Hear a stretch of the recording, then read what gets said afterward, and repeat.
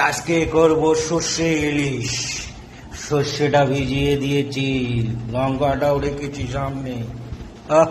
জমে যাবে রে মা আজকে সর্ষে ইলিশ। ভাপা করবে নাকি?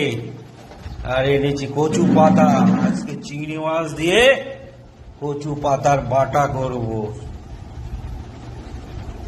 আবার বাবা মা বলছে বেগুন দিয়ে খাবে, ইলিশ মাছ বেগুন দিয়ে খাবে। সর্ষে বাটা ইলিশ আর বেগুন দিয়ে হবে আজকে ইলিশ।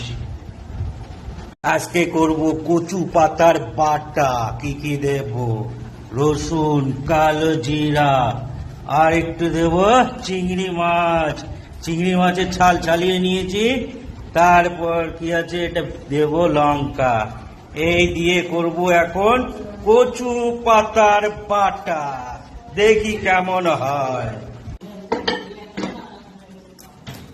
এই মাইক্রোওভেনে ঢুকিয়ে দিলাম, এবার টাইম সেট করে দিলাম 5 মিনিট বাস। এই যে কালো জিরাটা ভেজে নিচ্ছি হালকা করে।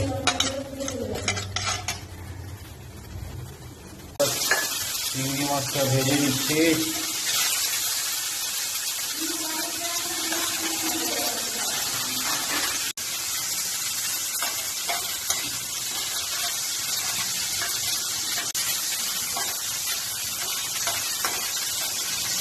এবার চিংড়ি মাছটা বেটে নিচ্ছি। লঙ্কা, কালো জিরা সবকিছু একসঙ্গে দিয়ে বেটে নিচ্ছি। এবার নিচ্ছি লঙ্কা আর চিংড়ি মাছের বাটা।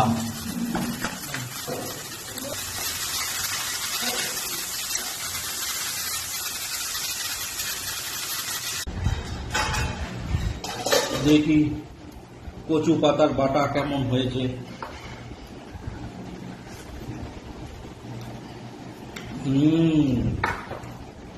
হ্যাভি হয়েছে কচু পাতার বাটা।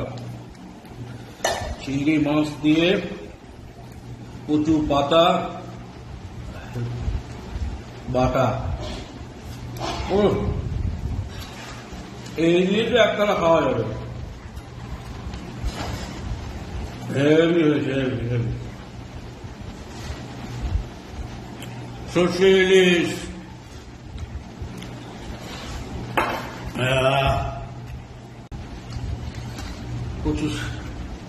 কচু পাতাটা একদম ধরছে না, হেভি সুন্দর হয়েছে। দেখি ইলিশ মাছের সর্ষে ইলিশ কেমন হয়েছে কে দেখি। হেভি হয়েছে। এই যে বাংলাদেশের ইলিশকে হার মানিয়ে দেবে রে মা। যা ইলিশের টেস্ট, সবাই বলে বাংলাদেশের ইলিশ, বাংলাদেশের ইলিশ কি কি টেস্ট আমাদের দেশের ইলিশ। আহারে, এই দিনটার অপেক্ষায় থাকি বর্ষাকালে, যে ইলিশ মাছ কখন খাবো, টেস্টি ইলিশ। প্রাণ জুড়িয়ে গেল।